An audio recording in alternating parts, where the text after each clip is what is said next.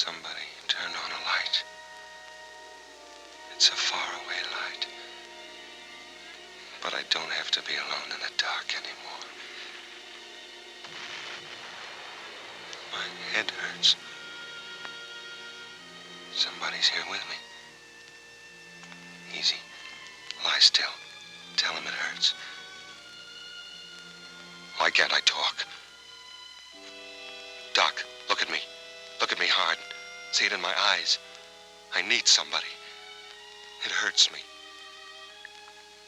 Help me. He came to a little while ago. Seems to be in a lot of pain. He'd be letting you know it, too, if his jaw weren't bandaged so tightly. Let's control the pain. Quarter grain MS every 4 hours, more often if necessary. Yes, sir. What's happened to me? What am I doing here? When I don't even know where I am. You gonna be all right, Doc? Taylor? Every chance in the world. It was a pretty tough job, though. He must have been right on top of that grenade when it blew. He was. How's he gonna be, Doc? In time, as good as ever. That's good enough. Nothing but clean sheets from here on in, Taylor. You're gonna be okay now. Taylor? Who's Taylor? So he's okay now, so what? What about me? What about me? I don't know my name. You. Talk to me. Act like I was alive, not just somebody with eyes and no name. Think of a name. Taylor. Think of another name. There must be other names. Taylor. No. Taylor. No. Taylor. Taylor. Taylor. Taylor.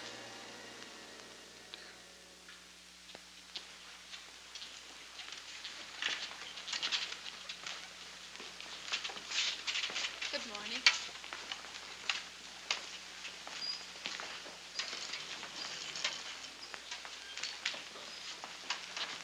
Good morning. It is one, too. One of Honolulu's finest summer mornings. Why not take a look at it? Come on, try. See that tree? There's one just like it outside my window back home. I'll bet there's one you remember, too. The doctor said that you're to sit up for a while today. Your jaw is knitting beautifully. The wires will come out in a day or two. When you get tired, rap on the nightstand. It won't be long before you'll be able to call for me. I'll bet that'll be a relief. I'll call, all right. I'll yell. I'll want to know why they call me George Taylor. Who's George Taylor and who am I? For all I know, that's the first tree I ever saw. Still, that's what it is. That's what I call it. They call me Taylor. So for all I know, I am Taylor. I gotta take time. Work on it. Time to think. Hard. Now I'm tired. Where's the nurse? The nightstand. Rap on it. What's that? A wallet. Must be my wallet. Yeah. There I am again. That's me, all right. Good old George Taylor. How have you been, George?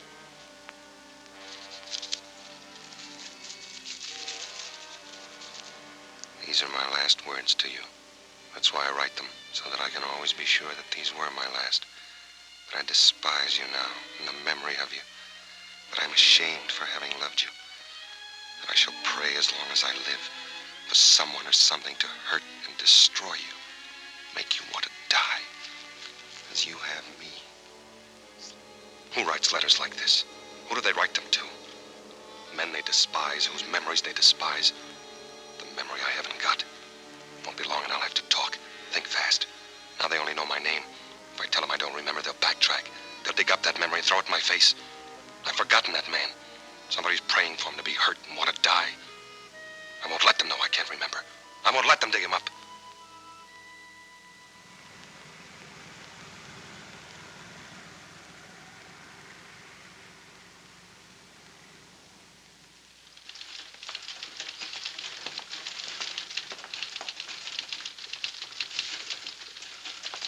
Taylor George W.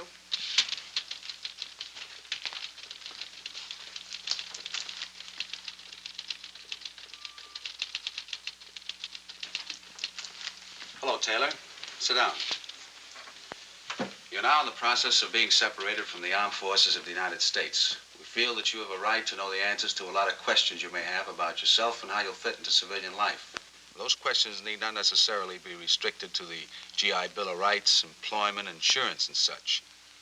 Oh, by the way, before I forget, your sea bag, it's been located. Any change in your civilian address? My civilian address? I could ask one of the boys to drop it off. Maybe I'd better pick it up myself. Well, why wait around? It might be this afternoon, it might be a couple of days. I imagine you'll be wanting to get back to Los Angeles. We could have it delivered to the, Martin Hotel. Will you be going back there?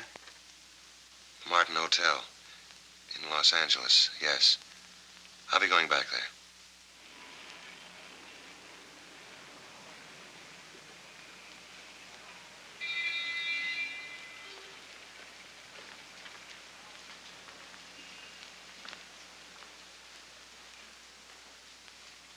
Can you give me some information? That depends. A man named George Taylor lived here 3 years ago. It must have been in January. Did he give an address he had before he came here? Or did he leave a forwarding address? We're not supposed to. It's kind of important. Yeah?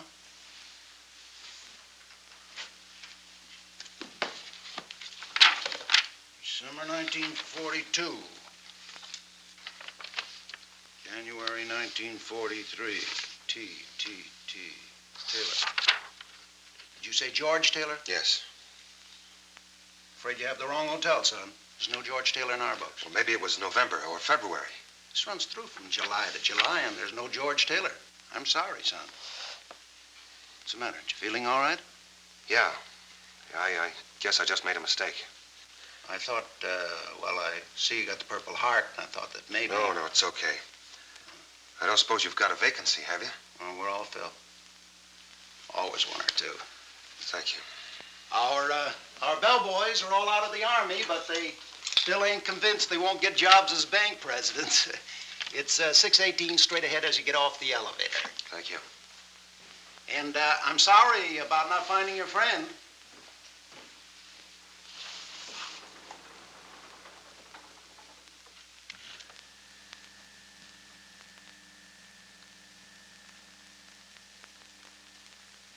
Yeah, this is it, all right.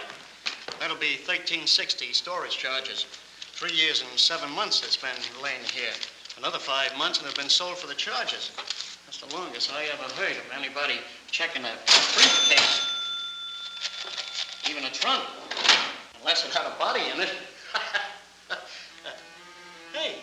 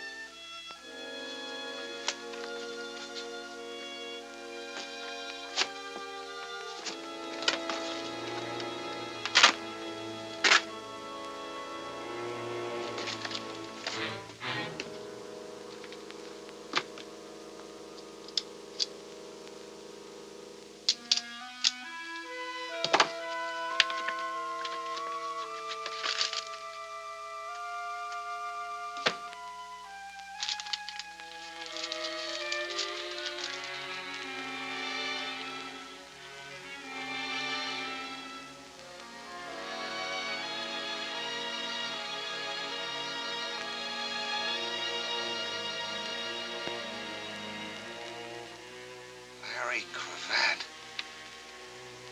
Your pal, Larry Cravat.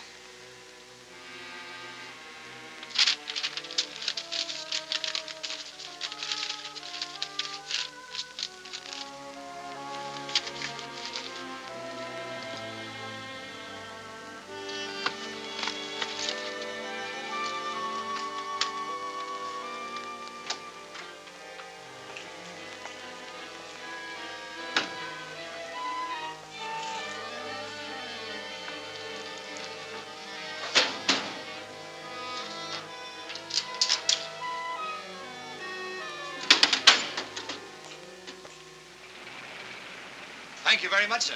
Come again. And I'll be sure and send that uniform.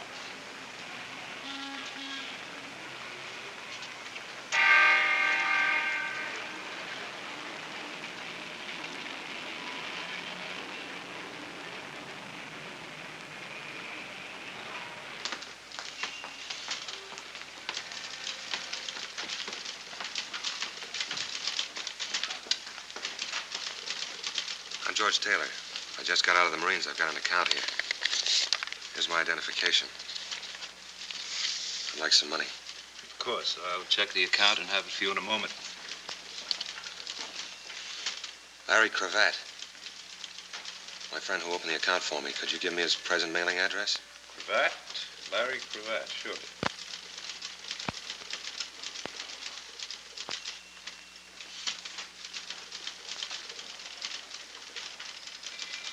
If you will pardon me a minute, Mr. Taylor. Anything the matter?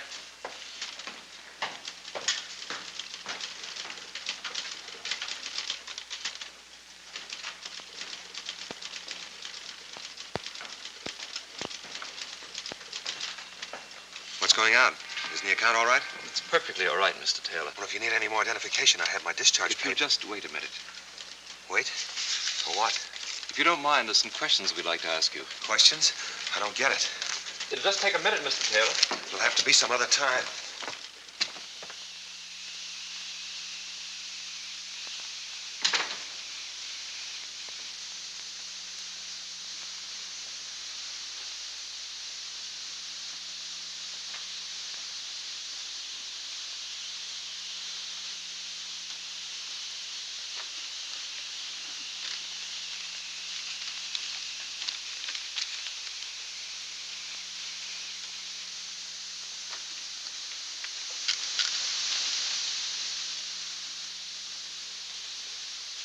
Maybe I can help you.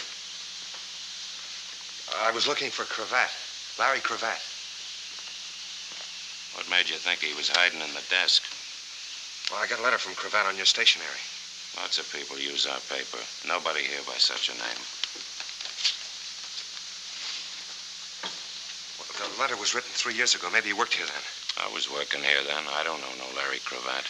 Well, maybe he used to come in a lot. Maybe somebody else here knows him. Nobody else is here but me.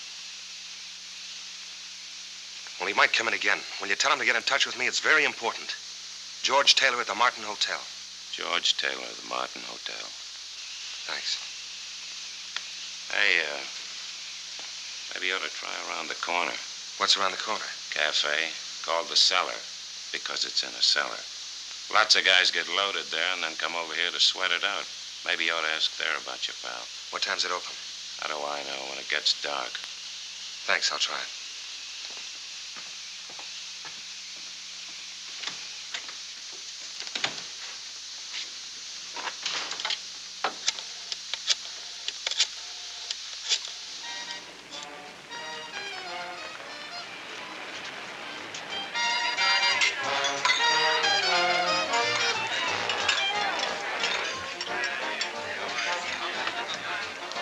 Larry Cravat come in yet, honey? Larry Cravat? I'm sorry, I wouldn't know. Thanks anyway. Good evening, sir. Mr. Cravat's table. Mr. Cravat to the Surrey. See. I'm very sorry Mr. Cravat had no reservation this evening. Well, you might have forgot. I'll wait for him at the bar. Thank you.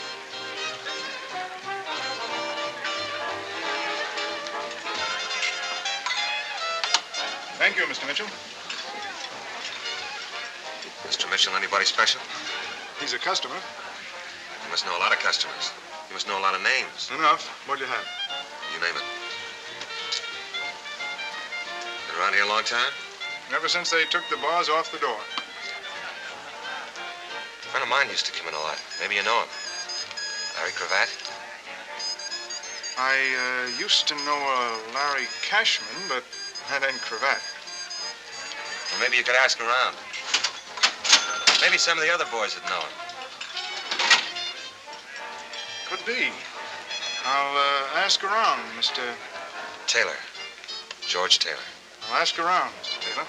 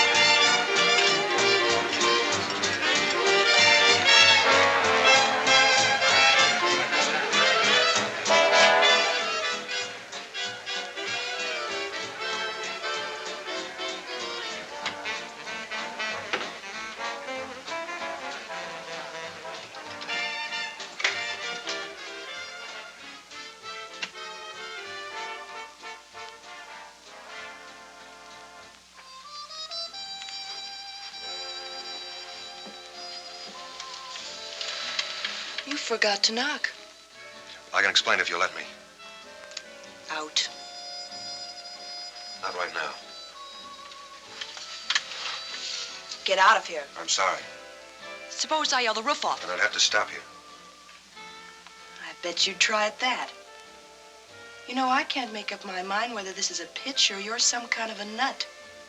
But if this is your idea of a pitch, then I know you're a nut. Who owns this place? Who wants to know? I do. This and a half a dozen other spots are owned by a very nice guy named Mel Phillips. He keeps me working. You got a match? He must keep a lot of people working. All kinds of people.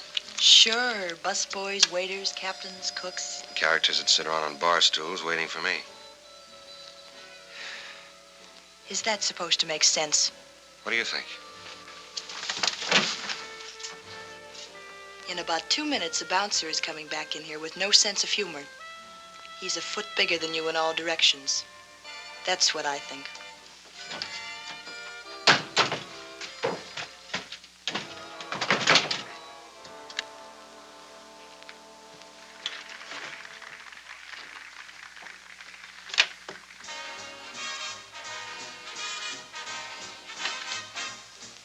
Christy, darling, by the time you get this, I'll be Mrs. Larry Cravat.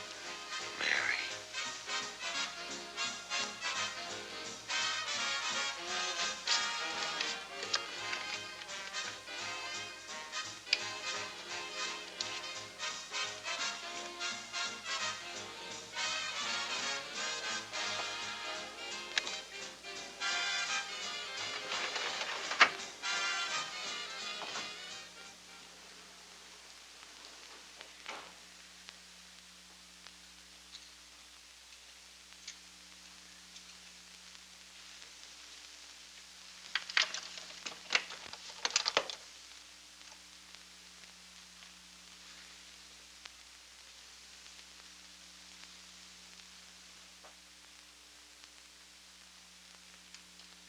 Thank you.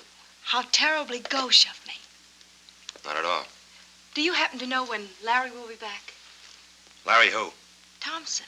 Larry Thompson. He's my uncle. He lives just down the hall. Sorry, I don't.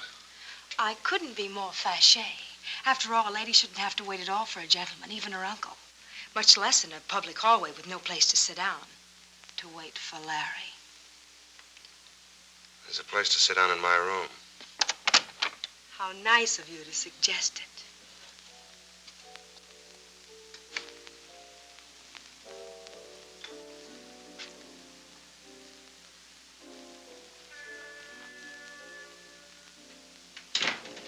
This is rather exciting, unconventional to say the least. Haven't you got a French word for it? Should we just abandon convention and introduce ourselves? My name's Phyllis. Phyllis what? Oh, I imagine it's one of those things. Rich, high-class family wouldn't want it known their daughter waited around crummy hotel halls, is that it? Well, that's putting it a little crudely.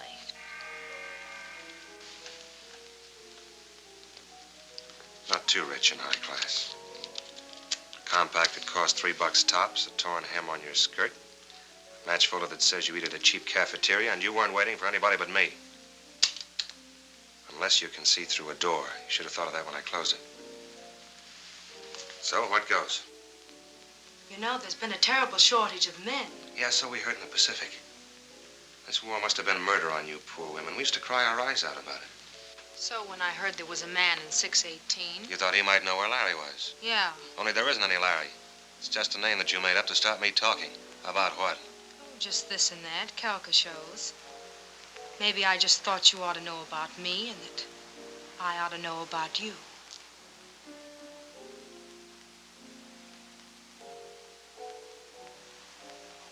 Did you have fun? I've had more fun drinking a bromo seltzer.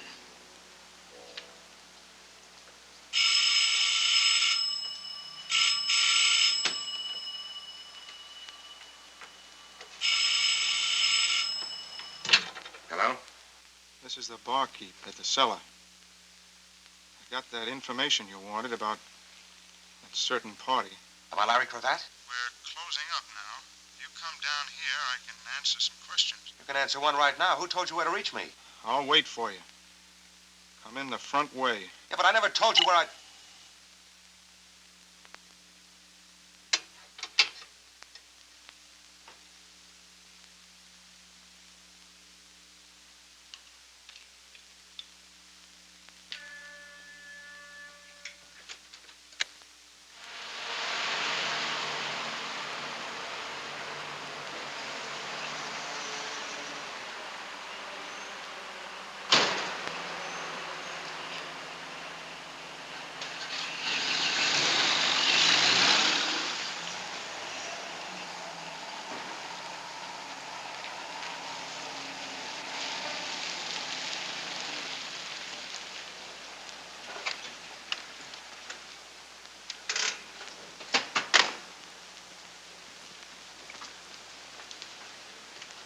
Taylor.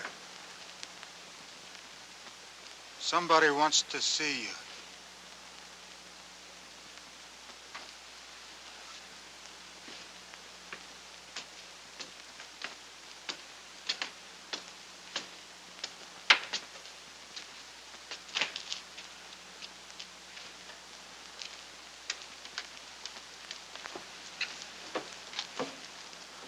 How do you do, Mr. Taylor?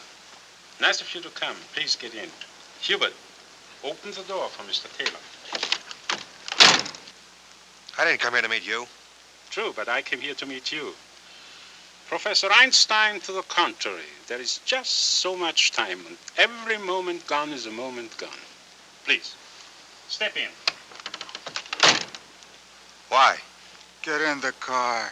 The bartender was paid to call you, to arrange this rendezvous. He has long since gone home to his wife, his bed, and his racing form. You and I have much to talk about. What, for instance? Are you being stupid, Mr. Taylor, or stubborn? What, for instance? I can't believe you're stupid. Larry Cravat, then, for instance. What about Larry Cravat? That was going to be my question to you. You tell me. Come. Sit beside me and we tell each other. I'll listen from here. Not stupid, but stubborn.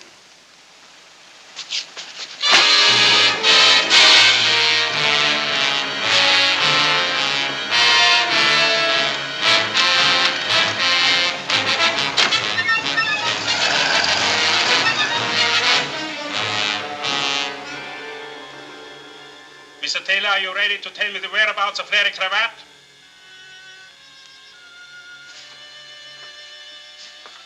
Then will you tell me why you want to know? I'm just looking for him. He's my friend.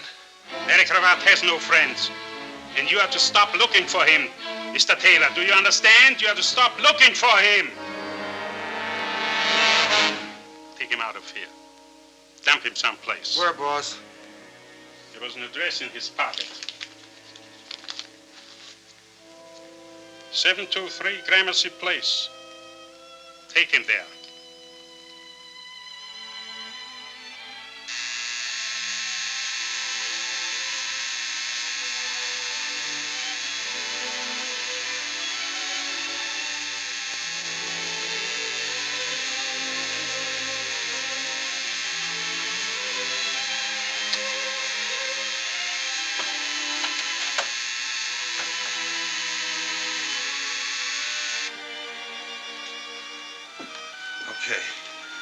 Okay, I quit.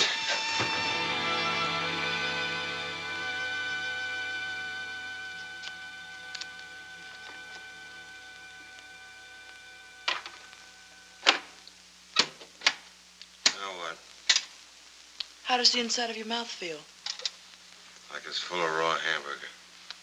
That's just what it looked like. What did they hit you with? Rubber hose. I can't figure you out. You're not an open book exactly. Why did you steal Mary's picture? Well, for one thing, she's married to a man I'm looking for. She's Mrs. Larry Cravat. If you even knew Mary, then what you just said is as dirty and rotten as anything I've ever heard. I don't know her, but if she's Mrs. Larry Cravat, I want to. You can't. I've got to.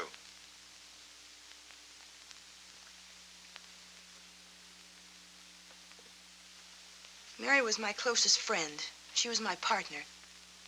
I went home one Christmas and she wrote to me. In one letter, she met Larry Cravat. In the next, she was in love with him. The third had that picture in it. I received one more letter from her after that.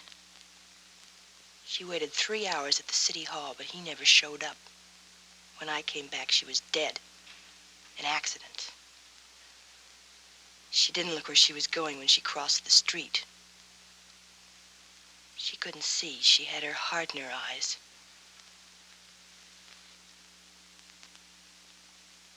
I'd like to meet Larry Cravat someday. Quite a character. I'd like to meet him, too. So would the boys in the back room. They didn't believe I didn't know where he was. Why do you want to meet him? I think I'll go now. How far do you think you'll get? The nearest foxhole, maybe. I'll be watching my hotel. All sorts of people. What's your name? Taylor. George Taylor. It's all over town. I may run for dog catcher. Look, I've got to talk to somebody. I'll go crazy if I don't talk to somebody. I'm somebody. I think you are. What do you know about amnesia? Not much. Something that happens to you. You forget who you are or where you belong. Isn't that it? Every now and then you read about it in the newspaper. A guy named John Doe was picked up in a fog. Never happens to anybody you know. It happened to me. Yeah, for all I know, I might have been born 6 months ago. It's a joke because 6 months ago I woke up in a hospital. It's where babies are born, in a hospital. Only this was different. It was in the South Pacific and it wasn't a maternity ward. My jaw was wired. I couldn't talk. I couldn't ask who I was. I nearly went nuts. Then I found my wallet. There was a letter in it. No name, no signature, just a letter. It told me about myself. It told me good. And then I lived with that letter. It went around in my head like a crazy squirrel on a hopped-up treadmill. I was scared and I was sick. Sick to my heart at what the letter said I was like and scared of anybody finding it out. Scared I'd find it out myself. I didn't want to know anymore. So I kept my mouth shut. I got away with it, got my discharge. And I thought maybe I could start with a brand new score pad. But you can't just throw away. How many years of living? I don't even know. Do you know what it's like, Christy, to be alone in the world? Really alone in the whole world. 1 billion people, and every one of them a stranger. Or what's worse, not a stranger. Somebody maybe who knows you, hates you, wants you to die. Then last night I found another letter. This one was from Larry Cravat. Said he was my pal. Imagine I had a pal. So I started looking for him. That was this morning. Since then I've been chased by hoodlums, beaten up. That's quite a pal you're looking for. I can't be choosy. He's the only one I've got. It's like that joke about the crooked gambling house. He's the only one in town. So why don't I go find another town? You mean run away and hide? Why not? Sure. Why not? So I'll be alone for a while. It won't be for long. I'll make up a story for myself. I got away with it before. I can do it again. I'll go where people will believe me, where they'll leave me alone, where I won't have to answer questions and ask them. As long as you believe yourself and leave yourself alone and not ask yourself questions. I'm tired of being pushed around. The war's over for me. I don't have to live afraid anymore. Except when you're by yourself and alone. I've got to find that guy. Even if he's the heel of the world, I've got to find him because he knows about me. What am I going to do, Christy? You'll keep swinging. Something's got to break. Who's that? Take it easy. Maybe this is the break. I forgot to tell you, I phoned Mel Phillips while you were out and asked him to come over. Why? Because I want him to beat you up some more.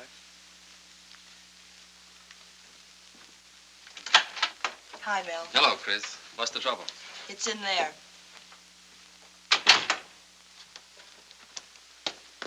George Taylor, Mel Phillips. This is the character I phoned you about. The one that keeps falling through doors with me on the other side. Hello, Taylor. Hello. Some hot coffee, Mel? Thanks, Chris. No sugar. I know. I understand your trouble started at one of my places, the cellar. Do you want to tell me what happened? It's all right.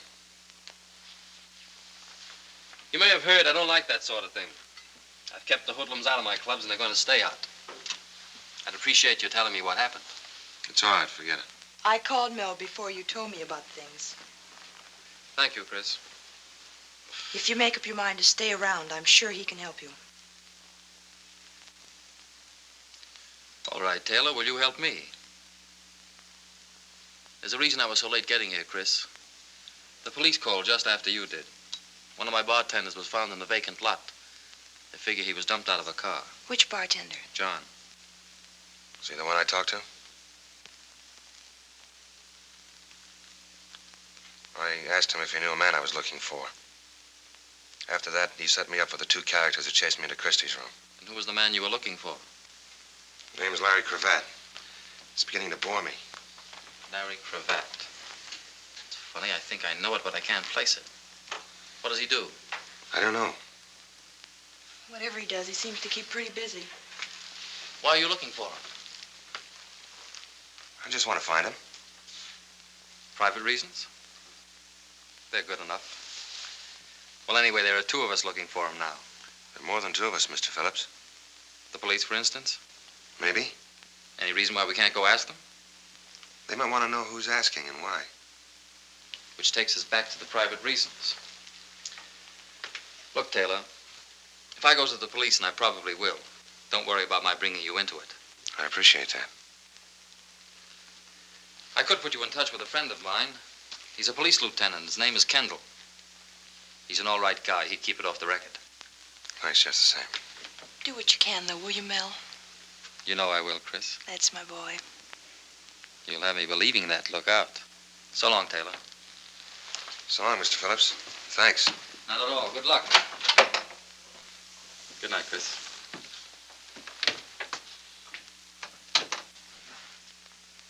Well? He's a nice guy.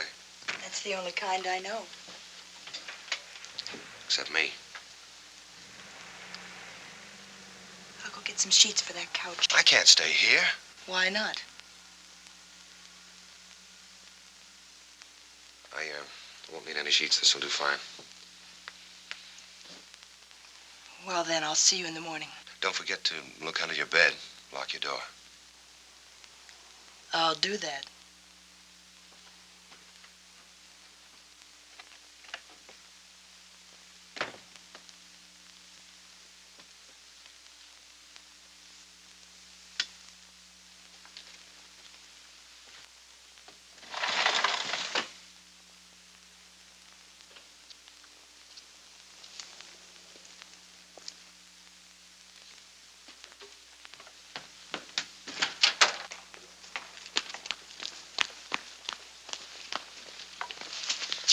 All right, suppose we take a good look at each other. Let go of me. Who told you to watch me? Who sent you here? Who? Sent me here? I've lived 3 blocks away for 17 years. Just because I stopped under a tree to light a cigar. What are you, crazy? Funny it had to be that tree. And it's pretty late to be taking a walk. What's so funny about that tree? Suppose I work nights, and when I come home, what business is it of yours anyway? Why don't we call a cop and let him ask the questions? Sure, let go of me or I'll call a cop.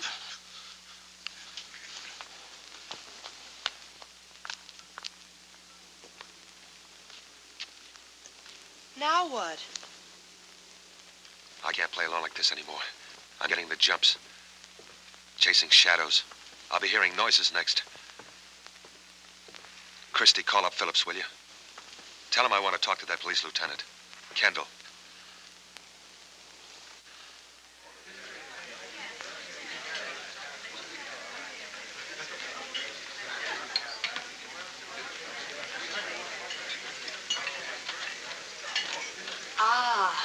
In case you don't know it, George, this is why you fought the war. The 4 freedoms and fried shrimps for Christy. That was a battle cry at Iwo Jima. Thank you.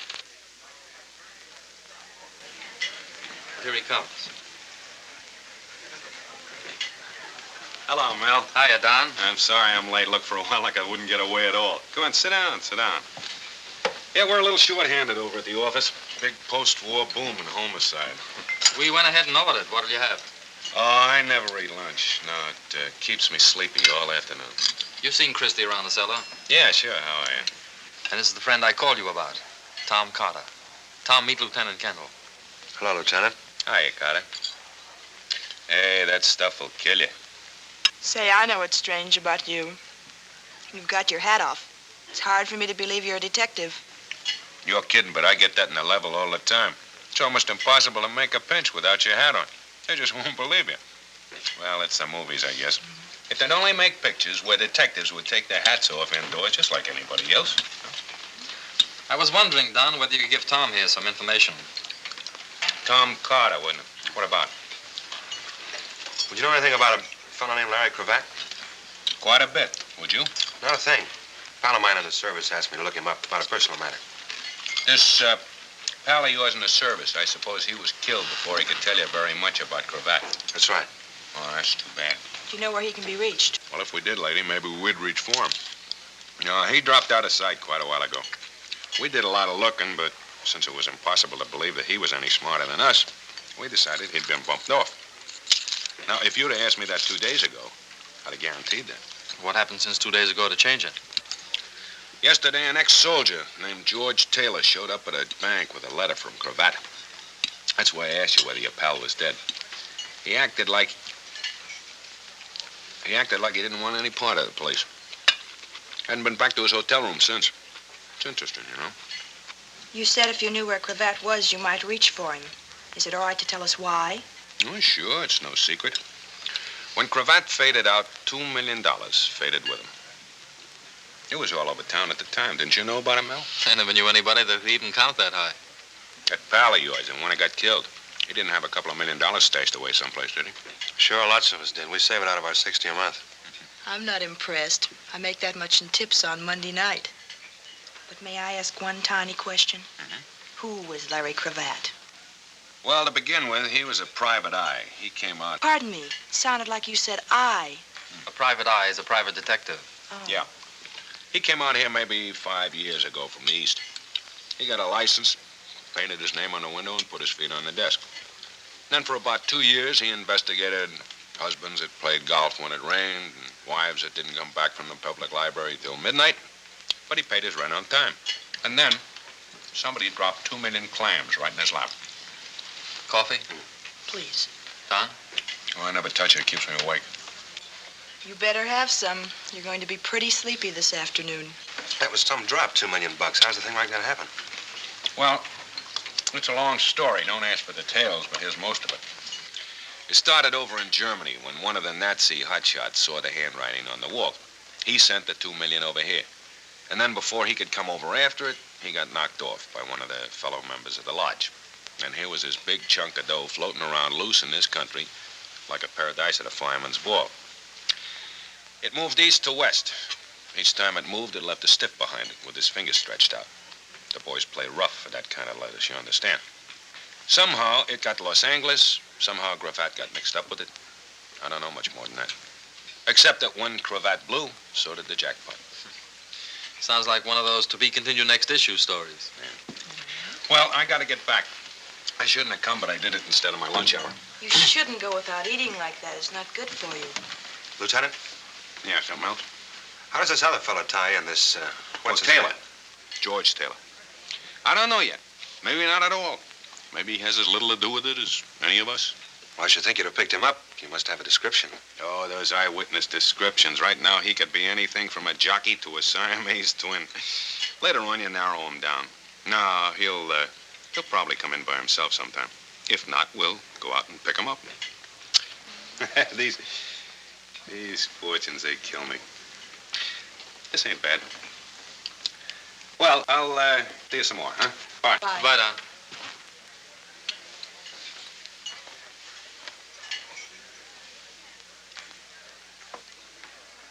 Not bad at all. Confucius say when something smell bad, keep nose clean.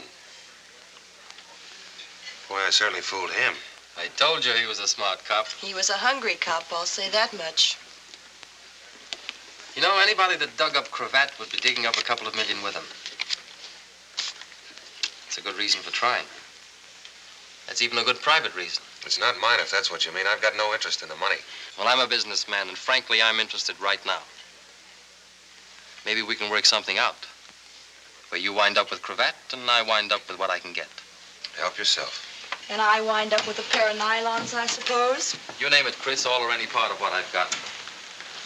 Speaking as kind of a partner now, I'd like to know a little more about what happened at my place last night. You might ask around about a character named Anselmo. Anselmo? Very polite man with a very wet face. He shut his eyes every time Hubert hit me, then he told him to hit me again. I've heard tell of Anselmo. They say it in whispers. I'm sure he's just a misunderstood boy. Well, of all the nerve, a ticket. And I had lunch with a cop. Seems somebody left a note for you.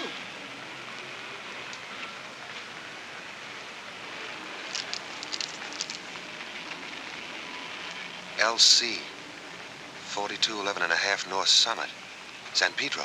Isn't that a little childish for a detective lieutenant? Leaving notes around like Easter eggs? What makes you so sure it was Kendall? Who else? Who else, Taylor? I've gotten beyond caring. LC is only one name in my book, and it means I've got someplace in particular to go this afternoon. Maybe I ought to go with you. Yes. No thanks. But I've got my own reasons now. They come after mine. Cravat and I gotta be alone when we meet. Is it all right if Phillips drops you at the hairdresser? Sure. Good. Things don't happen like this, you know. It's too easy, too pat. Practically an invitation. It might be smarter not to go alone. Probably would be. But you're going anyway. What would you want me to do? Will you call me? Will you promise to call me by 6 at the latest? I'll be at the cellar. Are you going to worry, Chris? This is my car you're driving with 4 new tires. They don't grow on trees, you know. Tough guy. Sure, I'll call you.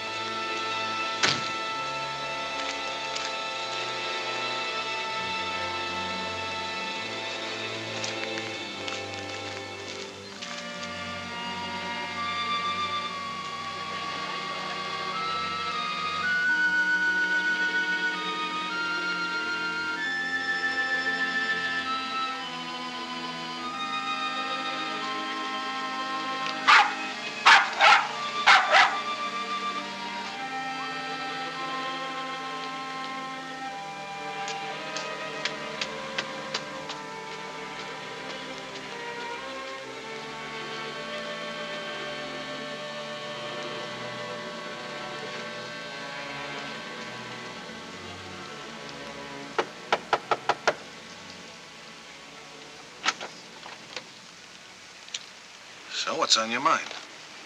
I got a message that Larry Cravat was at this address. Oh, you sure that's the name? You sure it ain't John Smith or Joe Blow or No Head Hennessy? I said Larry Cravat. Yeah, that's what you said. You remembered it. You got a head on your shoulders. Now take it out of here before I bust it. You're getting a little too excited, mister. Maybe you're Larry Cravat. How do you like this guy? Hey, look, it didn't work. Now beat it. You thought that she was home and I wasn't, so I am home. So I answer the door, so you quick ask, does Oscar Fink live here, or do you want to buy a canary? I don't know what you're talking about. That's all, brother. What's going on out here? What's he selling? What's he selling? You wouldn't know, of course. You never seen him before, of course. If it's insurance, I'll take a little on him. Double indemnity. What's that mean? Means if I beat your brains in, I get paid double. Whatever it is, mister, we don't want any. We haven't got any. I'm looking for Cravat. Whoever he is, we'll look somewhere else. Yeah, look someplace else. Maybe she could suggest where. Gotta have a special place, huh? He wants to know, can you suggest some place he can look? Doesn't he know I'm a lady? Tell him I busted my crystal ball and he'll have to find one for himself. She busted her crystal ball. You'll have to find one for yourself. Crystal ball? A fortune teller. Ask her which one she goes to. Which one do you go to? Crystal Ball's a fortune teller? Tell him I never use them, and he can go look on Terminal Dock, and if he doesn't find one, he can jump off it. She says, go look on Terminal Dock and then jump off it.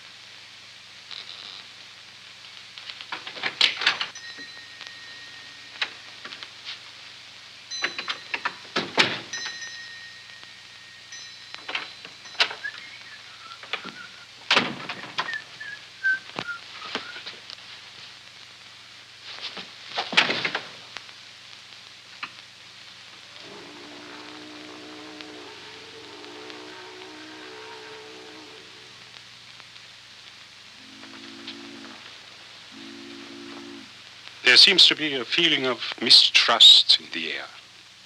I wonder why. Have you come for revenge, Mr. Taylor? Do you perhaps have a revolver or some other lethal weapon with you? I turned all those in when I got this button, Anselmo. I'm as surprised as you are. If you are. I am, believe me. As for you, what would you do if I were to call Hubert? I'm not a hero, Anselmo. I'd run like a deer. Then you have my word. He will not molest you. A mere figure of speech, my word is worthless. What are you doing here? I was told to come. By whom? Phyllis. Phyllis?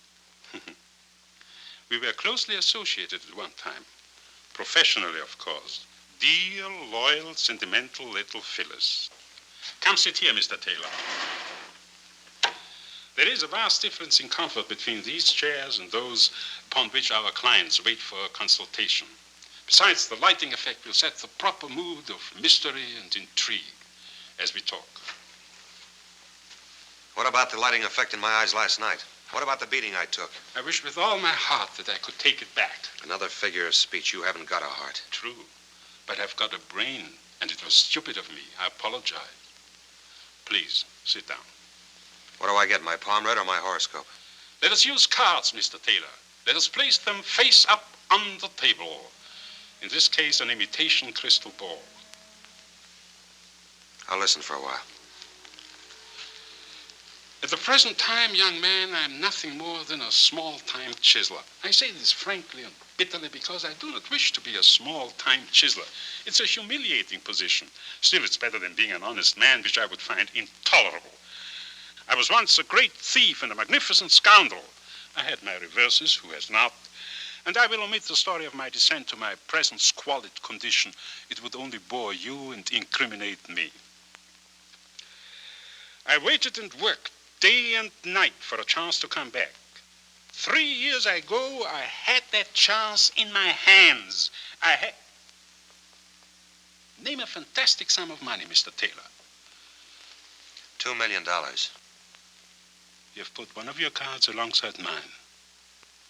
Thank you. As my hands closed on it, the money disappeared like that. And with it, a Mr. Larry cravat. So understand my position. For 3 years I have lived in this stink, waiting for some hope, some word. Then yesterday it came. From a Turkish bath, from a nightclub. I approached you, you were reluctant. You wouldn't say why you were looking for him. You didn't know why he wrote to you, Why the $5,000 deposit? Not even where he was. Mr. Taylor, I had to make you understand that there was nothing I would not do to find Larry Cravat. I got the idea. I understood it the second time I passed out. But I can't help you, Anselmo. I don't know any other answers than the ones I gave. That I do not believe. Is this where we sent for Hubert and his rubber shillelagh? Mr. Taylor, I do not even have to know where Cravat is. I want you just to communicate with him for me. I can't. I wouldn't know how. That I do not believe either. Since your arrival, there has been considerable activity connected with him. You cannot be unconcerned with it. You cannot be without some contact, some connection. And supposing I could reach Cravat, what would the message be? Phyllis, darling. You look like a couple of witches. What cooks? How thoughtful of you, little one, to send dear Mr. Taylor to me. Stop talking like Bela Lugosi. How did you know where to find me? I didn't know I was going to find you. I got a note that said Larry Cravat was at 4211 and a half Summit. I don't get it. From whom was the note? I don't know. And don't try to beat it out of me. I don't know. Why would anybody want to tie me in with Larry Cravat?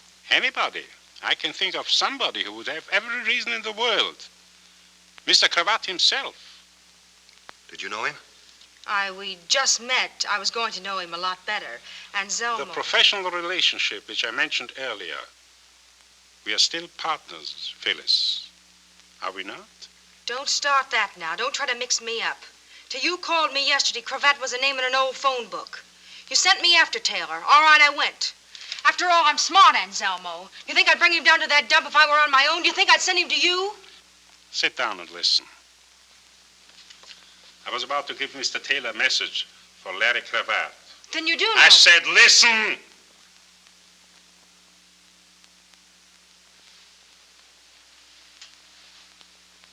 This is what I want you to tell him. That even $2 million is of no use to a man in the electric chair. Suppose he doesn't understand the message. He will. Suppose he says he doesn't. Suppose he wants to know where you fit in. A reasonable question which I will answer. Mr. Cravat is wanted by the police for a murder which occurred on Terminal Dock. This very dock, 3 years ago. The murdered man was a gentleman from the East, Mr. Steele, I believe. The police have evidence that Mr. Cravat and another man were on the dock that night. They do not know who the other man was. However, Mr. Cravat's immediate and prolonged absence has strengthened their belief that Mr. Cravat was the murderer and that the identity of the other man is relatively unimportant. Let's say Cravat knows all that. He still doesn't know where you fit in. For a considerable amount of money, subject to negotiation, of course, I will present the police with the other man on the dock that night. He will confess to the murder and free Cravat of suspicion. How do you happen to know who he is? If he's reluctant to confess, the police will find a suicide and a signed confession, complete in every detail. That might be better in any case. What makes you think Cravat will go for a crummy deal like that? Because it's to his advantage. Because it's probably to your advantage as well. What do you mean by that? Mr. Cravat deposited $5,000 to your account. Why? He was not a charitable man. It is more likely that he was paying for services rendered. What were you being paid for? There is every likelihood that the unidentified gentleman on the dock that night was you, Mr. Taylor. I'm in the middle of nowhere. I'm in betwixt and between. Dark is the starlight above me, never knowing you love me. I go drifting from dream to dream. And so, if I wind up with no one, how can I help but be blue? I'm in the middle of nowhere. 'cause I'm getting nowhere with you.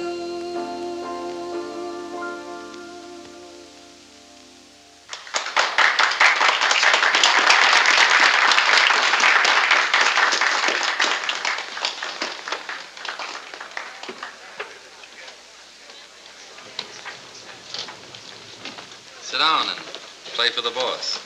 Do you want to be sent, brought, or do you have something particular in mind? How about, where is my wandering boy tonight? Where indeed?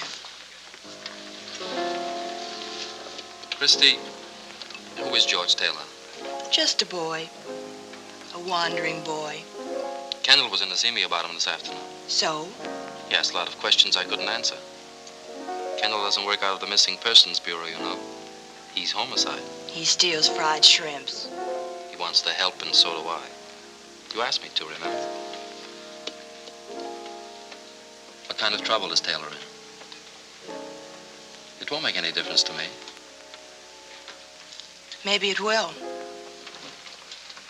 Because maybe it's murder. He called me. It's a murder that happened 3 years ago. Cravat was mixed up in it, and George thinks maybe he was too. Thinks, maybe? He's not sure. He's got no way of knowing. I don't understand that. Well, don't try, but believe me, he hasn't. I'll believe you. Where is he now? He phoned me a few minutes ago. He's been down at the harbor trying to find out all he could about it. There was a witness to the murder. A man who used to work on Terminal Dock. A man named Conroy. Conroy. Nobody's quite sure what happened to him. George found out where Conroy lived. He's gone to his house. Why? To get some answers to some questions. Makes sense to me. Not to me. Taylor doesn't make much sense to me. Taking a beating to find somebody he doesn't know, running down a 3-year-old murder. Christy, who is he? What's his angle? Where do you stand? Like always, my 2 feet firmly planted in the air. Take my advice and stay away from him. Don't get involved. In any way. Confucius say when something smell bad, make new friends. When something smells bad, believe me, it's in the air like an earthquake. Don't stand too close, Christy. Don't get hurt. In any way. I'm the girl with the cauliflower heart. You think. You're as tough as a love song. You've got your face turned up and your eyes closed, waiting to be kissed. Might not be a kiss, baby. Open your eyes and look around.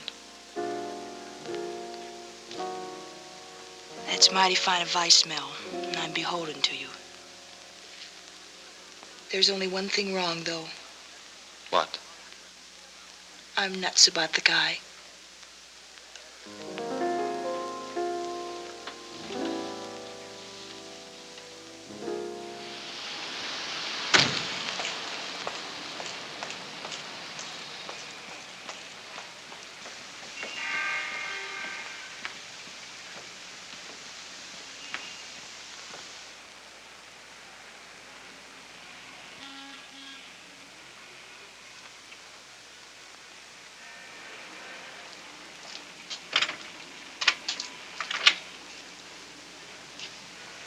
Good evening.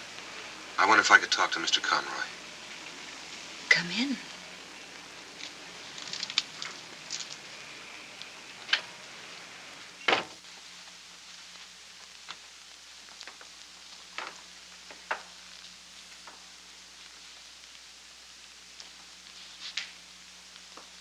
My name is George Taylor.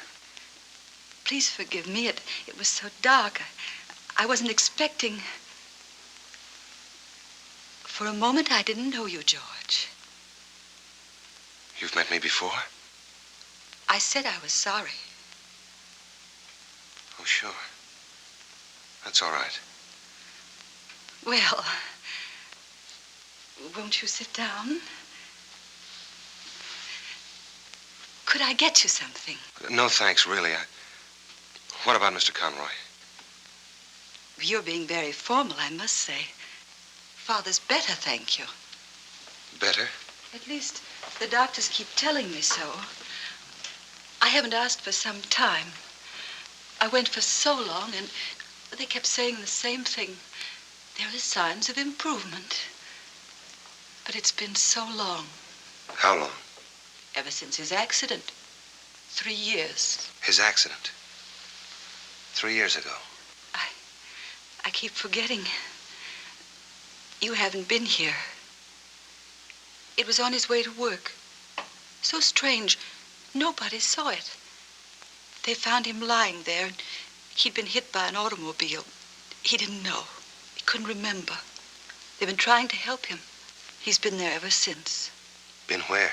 Lambeth Sanatorium. Oh, it's very nice. They're very kind. I've often wished that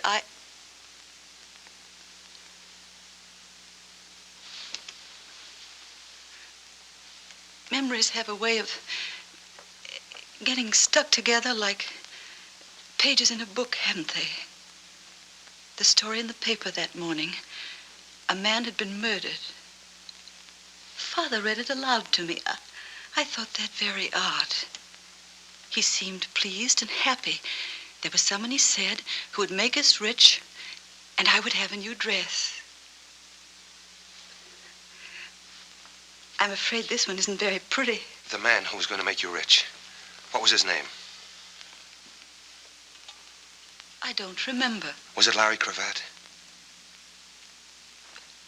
It was so long ago. I don't remember things well, really. Only certain things. It's so funny. They seem to shine like little lights, and everything around them is dark. You said the Lambeth Sanatorium. Did I? Didn't you? You're going away now. I've got to see your father. You've acted very strangely. Well, I didn't mean to. It's just that I... You haven't even called me once by my name. It's Elizabeth, in case you've forgotten. I'm sorry, Elizabeth. But it's been such a long time. Yes, it has. And things change, don't they? In time. But time doesn't change. It goes on and doesn't change. I know, because I've watched it. The nights, days, nights are always the same. Dawns are always gray, and the days can have different colors. But the nights are black, and they're all empty. No. Only people change. They grow old and ugly and pitiful. Don't stare at me like that. I'm no concern of yours. Really, I'm not. You don't know me. Don't worry. I never saw you before. I lied. I made believe.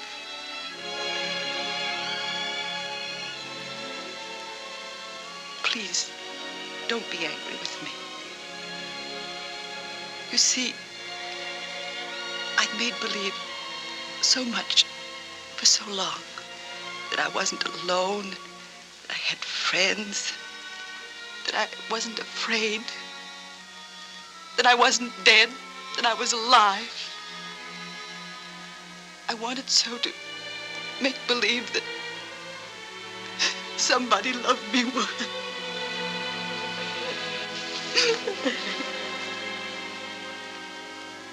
I know a little bit about being lonely.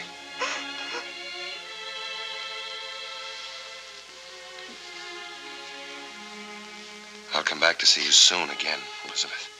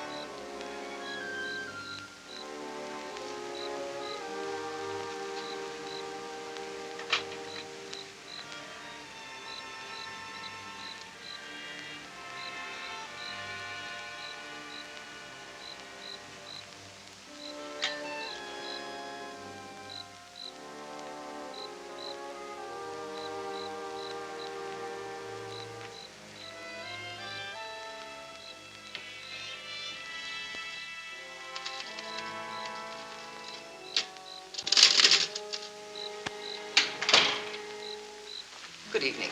Good evening. I'd like to see Michael Conroy. Conroy? Oh, I'm afraid you can't see him. Why not? Well, for one thing, it's after visiting hours. Well, I'm his nephew. It's very important. We consider our rules important, too. For another thing, Mr. Conroy doesn't have visitors. Well, he wants to see me. I've been away in the service, the Marine Corps. He doesn't know that I'm back. It'll be good for him to see me. I'm sorry, but I'm not authorized to make exceptions. Then who is? Perhaps if you'd apply in writing. Well, I want to see him now. Who do I have to convince? I'll speak to Dr. Grant.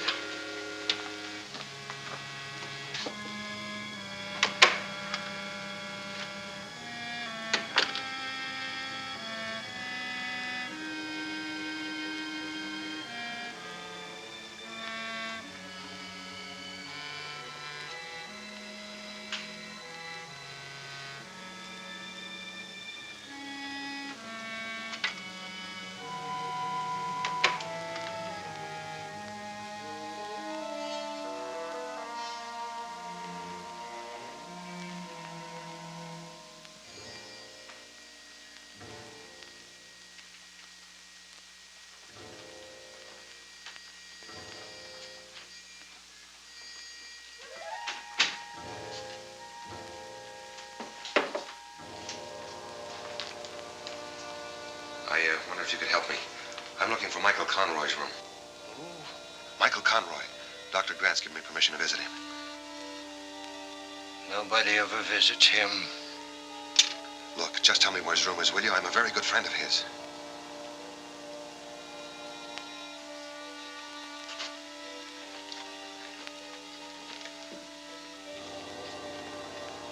You're a friend of Michael Conroy? I'm more than that. It's 214. 214.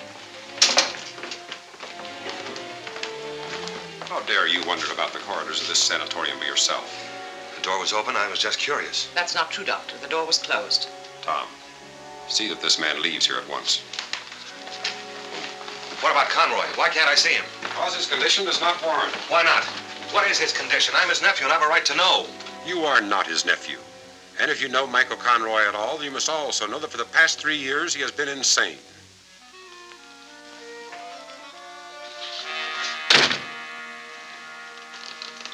Out.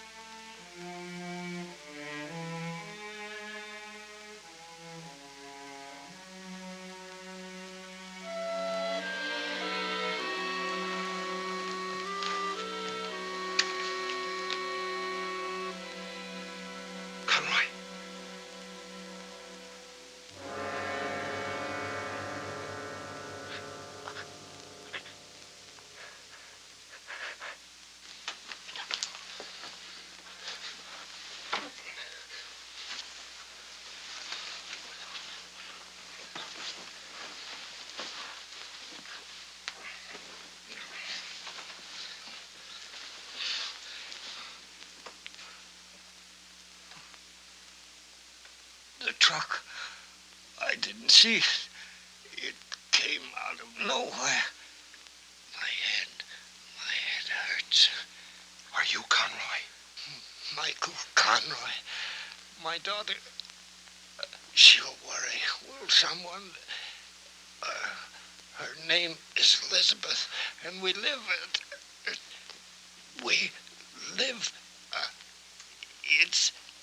it's on my draft registration card. Your draft registration? Imagine an old duffer like me. Still, you can't tell. The war's very young yet. Sure. Sure, it's only 1942, isn't it? Back.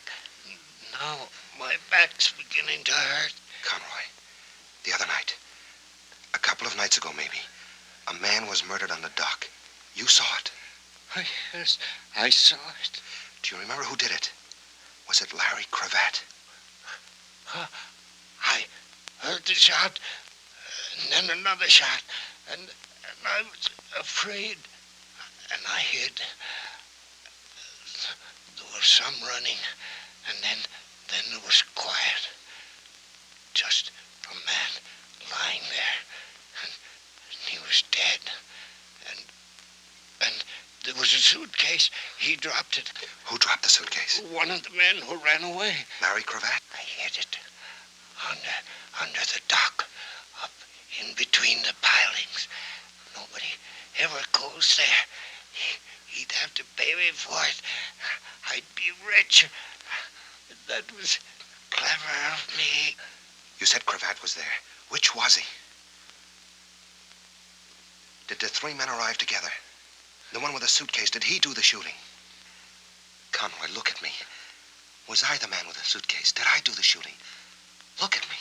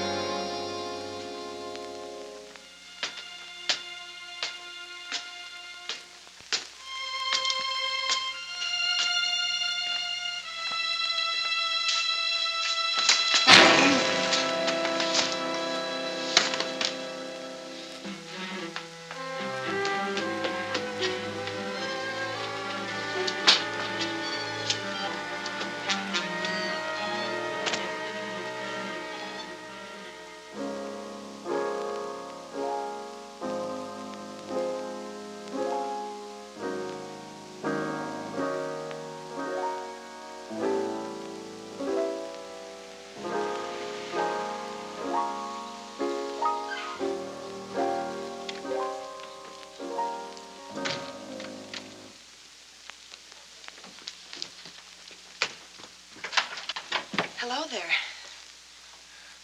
Can I talk to you for a minute? Well, it is a little late, but come in.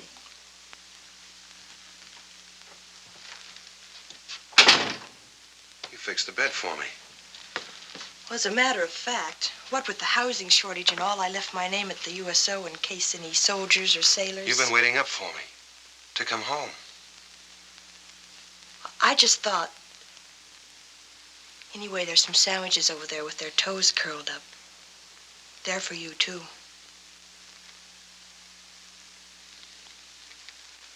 I guess I missed my dinner. Well, what are you waiting for? Nothing, I guess. I can't wait anymore. I don't understand that. It's no good, Chris. I've got to get out of here. Now, this minute? Now, this minute. I found Conroy. He'd been stabbed. He died in my arms. I had to fight my way out. Why? Why didn't you stay and tell the truth? With a dead man in my arms? Well, it was the truth, wasn't it? Why run away? Because that's all I can think of to do, because I live running away. But was Conroy able to talk? Did he say anything before? Yeah, everything I wanted to hear, all about a suitcase he hid under Terminal Dock. But what about Larry Cravat? Could have been a couple of other fellas. And it could have been you, Anselmo said. Why don't you say it, too? It's what you're thinking. Why don't you say it, too? I don't know what I'm thinking. I've got my eyes closed. I'm trying to open them and look around. You were running away the night you ran into my life. A man was killed because you asked him some questions. You were beaten up. You wanted to run away again. All you knew about yourself was in a mysterious letter you found. Then you lost your head and went after an innocent man in the street. Innocent? That's the one who killed Conroy.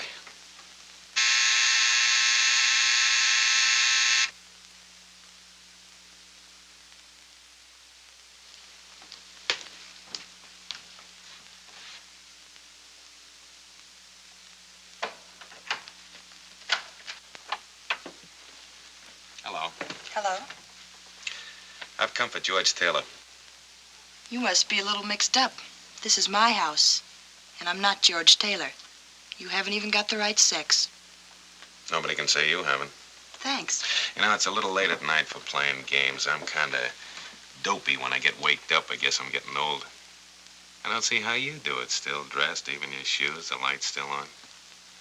What do you say we don't try to mix each other up? Here's Taylor here. They're both in the kitchen, he and Adolf Hitler. You'll get promoted for this, Lieutenant. Yeah, that's a good one. I guess I was a little stupid about that, Taylor. I figured he was getting pushed around, didn't know who by. That's why I left that note in your car. I thought that he'd take one good look at Phyllis and get off the merry-go-round. I'll tell him if I see him. No, don't. It'd just make him feel bad. See, it looks like he killed a man tonight, a man named Conroy. Well, I'm sure glad he isn't here. I'd hate to pick him up here. That way you'd be mixed up in it. Newspapers, all that. Those maniacs with the flash bulbs. Well, if you do see him, tell him I'll be down at the station for a couple of hours yet. If I see him. Yeah. Good night. Good night. Oh, one more thing. You know, you ought to keep your car in the garage. It isn't good to leave it out all night like that, with the motor so hot.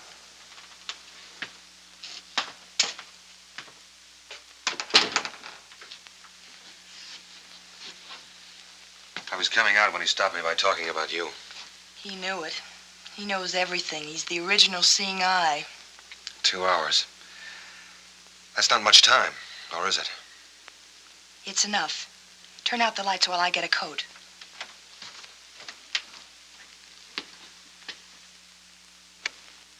Where are we going? On a treasure hunt. After a suitcase under Terminal Dock. You're not. You're staying out of this. Remember what Confucius said. Now you listen to me. If it turns out that in your whole life you ever killed anything bigger than a horsefly, then I'm crazy and I want to be locked up. Tell that to Confucius. Chris.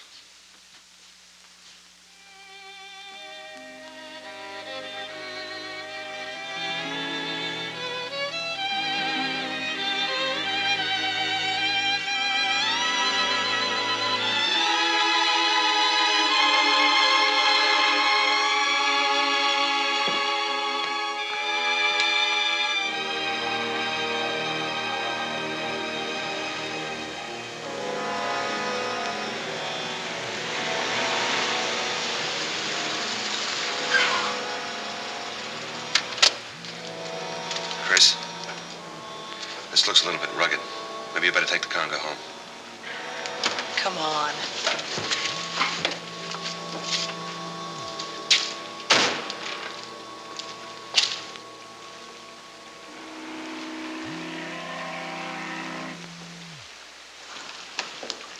Must be a ladder along here somewhere. This is where the boats tie up. There's one.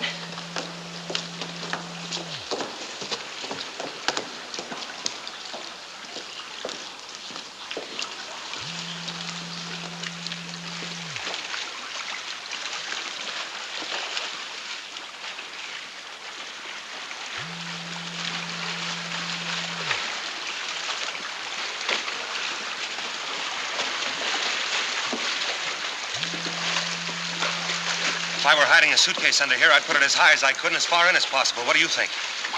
I think we should stay very close together.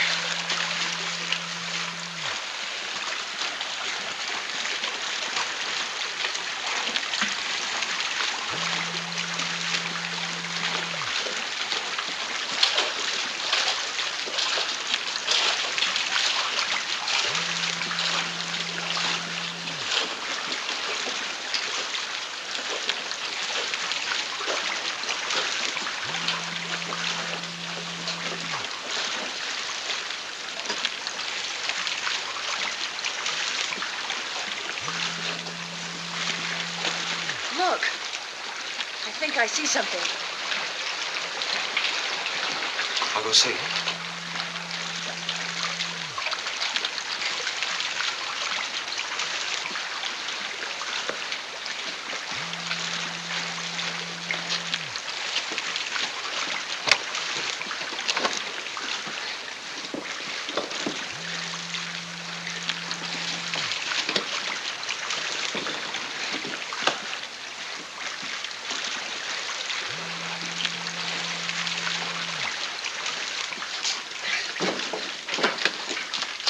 As though someone had been at it. Rats, probably. There's some things I'd rather not know if you don't mind.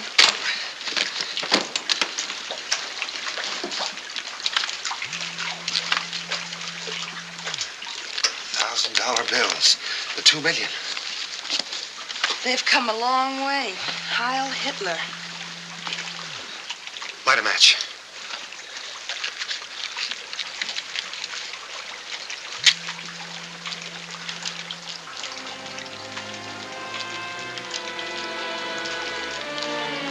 Light another one, quick.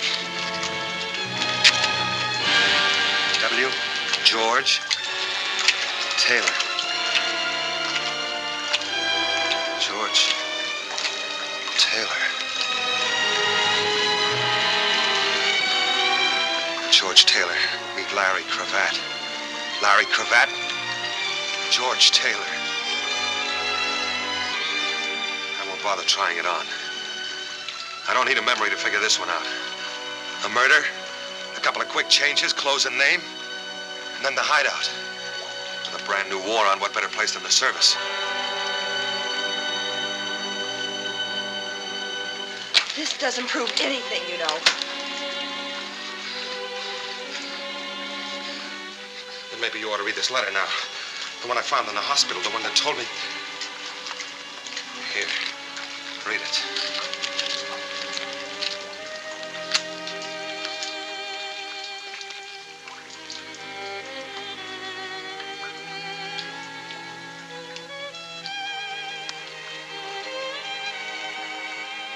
Your friend Mary. The one that couldn't see because she had her heart in her eyes. Was that her handwriting? Don't lie to me, Chris. Yes, Mary wrote that. To me.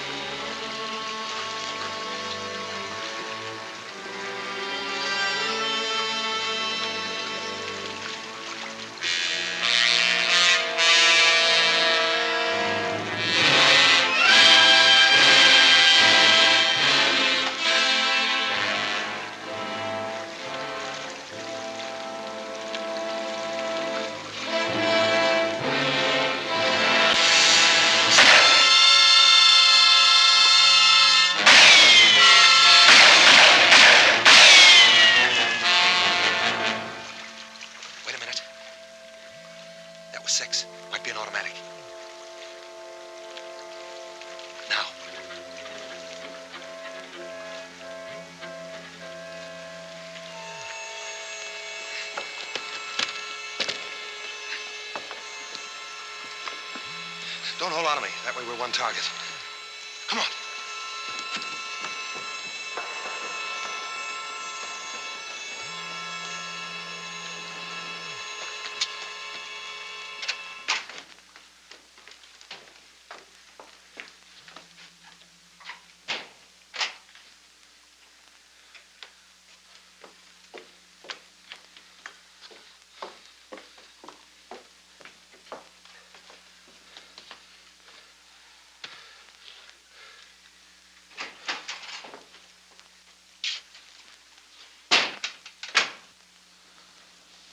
Something else I've got to get used to.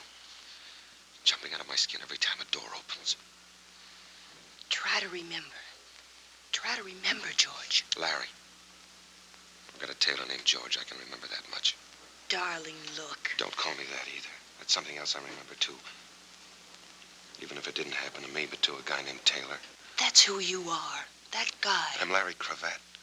And I killed a man on that dock 3 years ago. I don't know who he was, but I killed him and I dropped the suitcase and ran away. But Supposing the other man killed him. Supposing you just ran away. The other man? The one you thought you might have been. Who is he? I haven't got time to start that all over again. My 2 hours are nearly up. Do you think you could ever have killed anybody? I know about George Taylor. No. But I can't speak for Larry Cravat. For me. I can. The answer is no. Thanks for your vote. Just because you've got another name. Even if you wipe out a man's memory, doesn't it stand to reason that his brain is the same? That his standards are the same? You didn't think much of him? I never thought of him as a murderer. And he could have changed for the better, too. 3 years of work can change a man. You're making a nice try, Chris, but that isn't the way I've heard it. They say I killed a man. And they say you killed Conroy, too. Did you? No, but I can remember that, and I can't remember anything else. Don't make me try anymore, Chris. I'm too tired. Don't make me try anymore.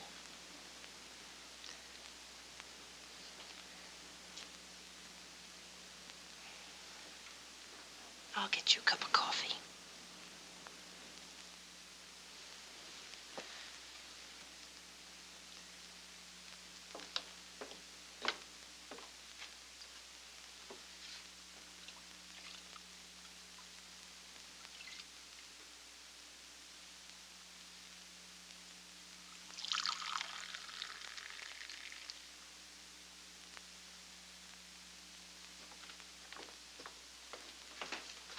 Here, hold on to this cup. Let's see if we can't make some sense for once. Now, George, everything that happened to you happened because they thought you could lead them to Larry Cravat. Why? Because they figured Cravat had the money. Right. And when Anselmo told you Cravat was a murderer, he said that because he wanted to make a deal. For some of the money, he'd clear Cravat. Yeah. And he didn't even insist on seeing Cravat. So if I'm the only contact between them and $2 million, they certainly want to keep me alive. Yet twice tonight somebody tried to kill me. Why? Because you were getting close to something more important than $2 million. You were getting close to whoever murdered that man on the dock 3 years ago. Shh. Chris, honey. Honey, listen. Conroy was crazy for 3 years. They staked out a man to watch him, to wait for him to be well enough to talk. Then I got to him. They tried to kill me before I could. When that missed, they had to kill Conroy. They couldn't take the chance. They sacrificed the money to shut his mouth for good. The way it turned out, they brought the poor guy to his senses long enough. What are we going to do about it?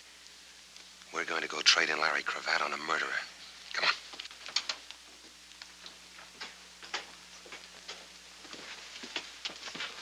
Going so soon? We just came in to be saved. There's more to it than that, young lady. I wonder if you could do me a favor, sir. Gladly, my boy. This suitcase, could you call a messenger and have him delivered to police headquarters?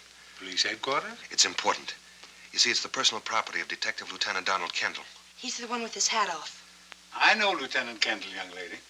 In that case, my boy, I'll be very glad to take it over myself right now. And please accept this as a donation. $10? Thank you.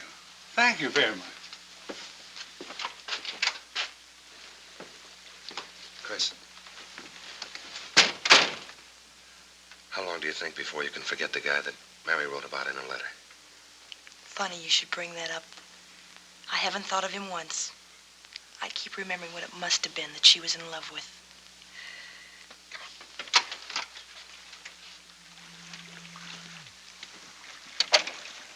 Where are we going? To a fortune teller. Why a fortune teller? To get our fortunes told. Well, if it isn't Hubert. Can we drop you anywhere, Hubert? We're gonna walk. Walk?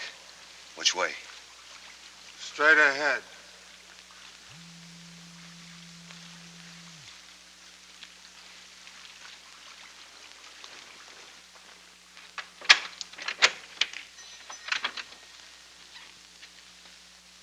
Come in.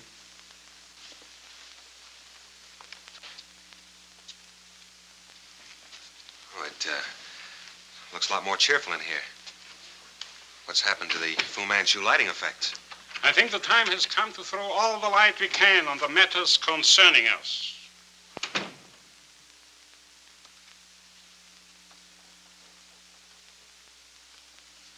And who is the character with the hair? This is a Miss Smith. I get it. If it's around, I'm sure you will. Oh, we're having repartee, are we? We are not.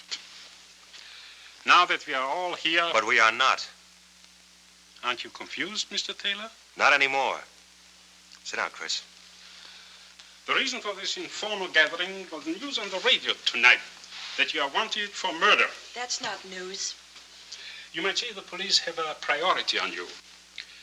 It is therefore necessary that we conclude our business at once. Mr. Taylor, where is Larry Cravat? Shouldn't that be Mr. Cravat? Where is George Taylor?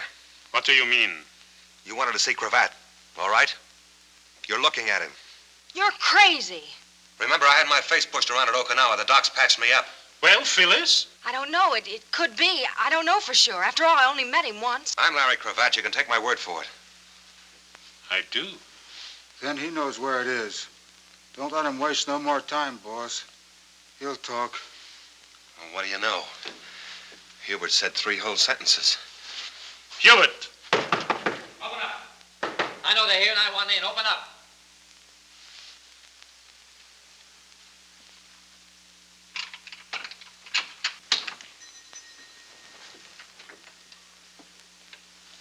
Hi, kids. I haven't had the pleasure. The name is Phillips, Mr. Anselmo.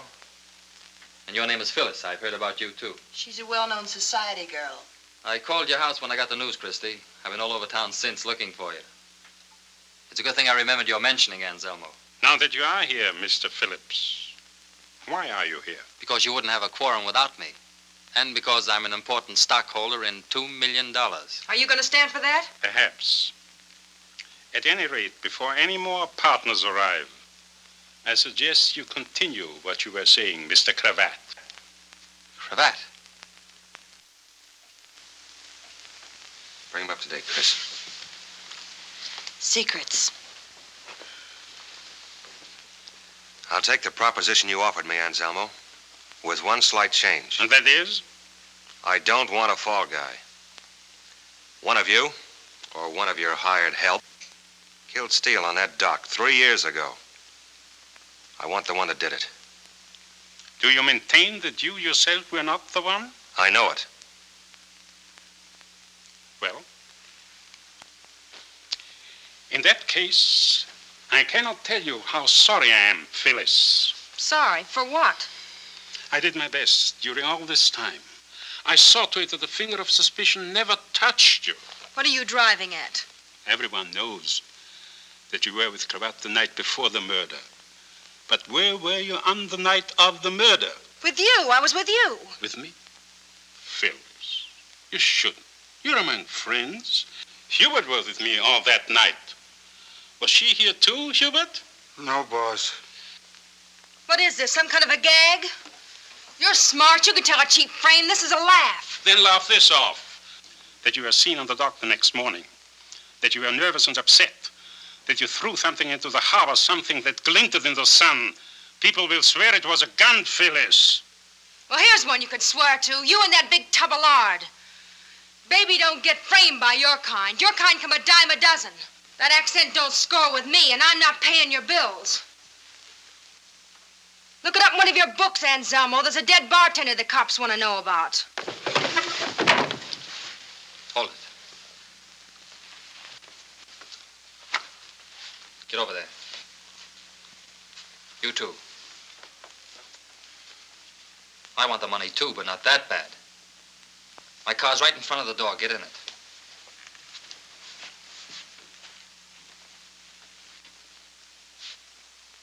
Give me the key.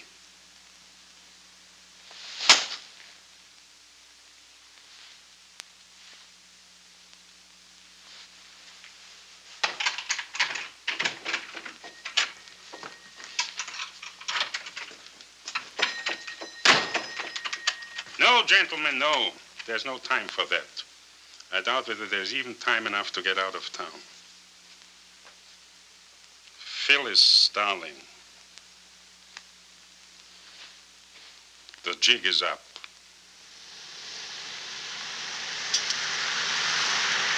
My car. We forgot it. We'll get it later. We're practically at the cellar now. I'll open it up and we'll have a drink. I could use one. No, I wouldn't say no. Be careful. Don't trip over any of the customers they forgot to clean out. It's a long time since I've worked behind the bar. You got to promise not to tell the union. I'm 12 years behind on my dues. Sit down.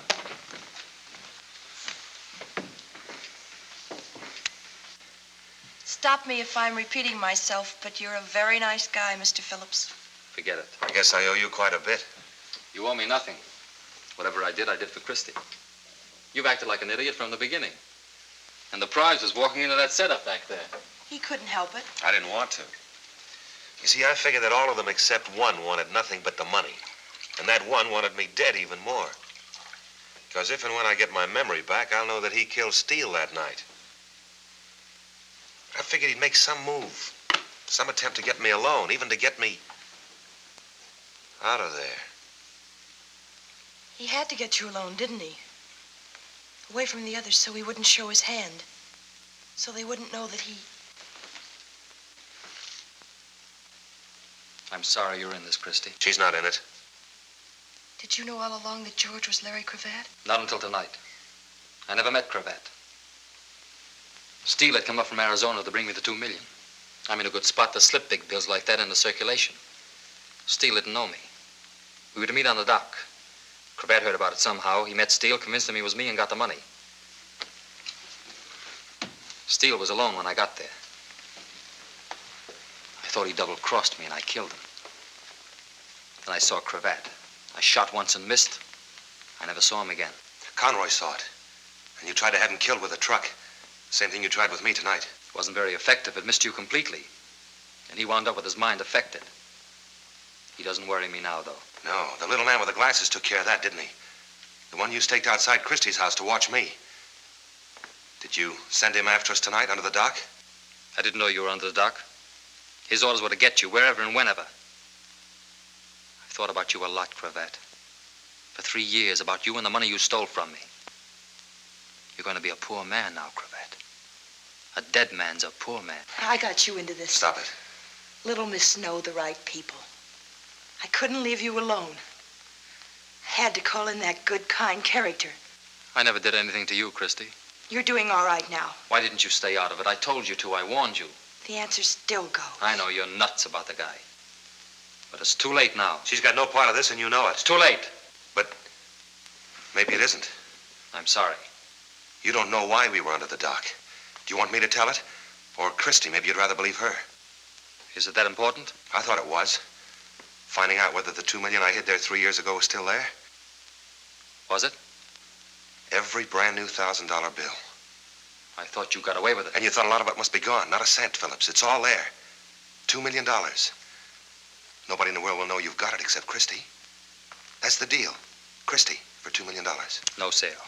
Well, what can she do to a smart operator like you? Go to the police? It's her word against yours. I'll be gone. They think I did it anyway. Conroy, too.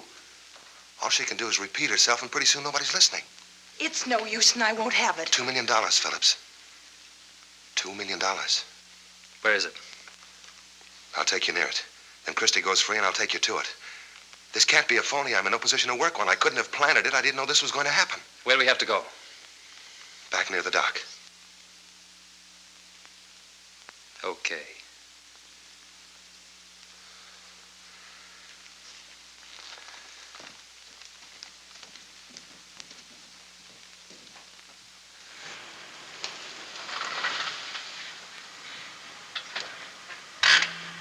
Where do we go? Couple of doors down. Leave the motor running.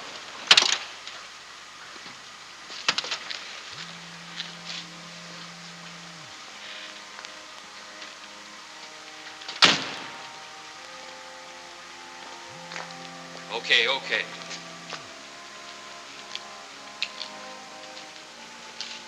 Back in the car. But the money's inside. Do as you're told. What about Christy? She goes too.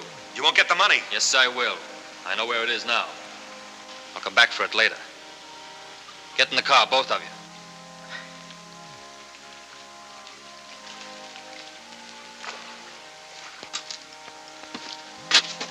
Don't anybody move.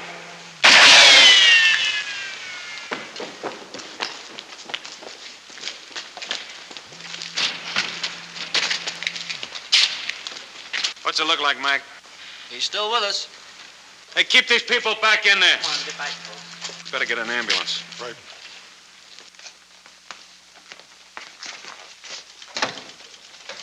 Get that stuff copied as soon as possible. Yes, sir. Did Phillips tell you everything you wanted to know? Yeah, with full details. It'll make better reading than Forever Amber. And will he live? As if I care. Well, if I could only learn how to shoot straight, maybe I could save you taxpayers some dough. But I always close my eyes. It's for you, Lieutenant. It's Mac. Yeah. Hello, Mac.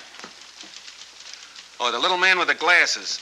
He used to work as an attendant at the Lambert Sanatorium. Lambeth Sanatorium, make that.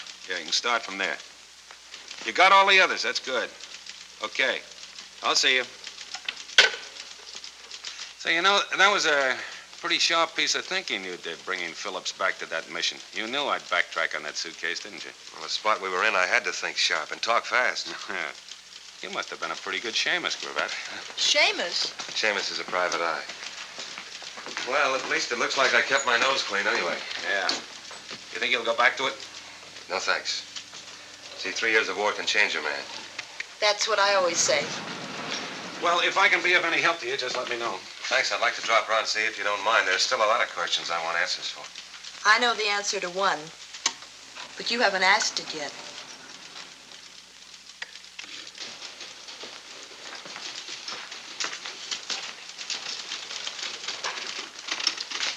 You know, Moskowitz, have you ever wondered why a detective keeps his hat on all the time? Can't say that I ever thought about it, Lieutenant. I found out why tonight. You see, if you have to shoot a man, you don't want to be holding a hat in your hand. Seems that the movies are right.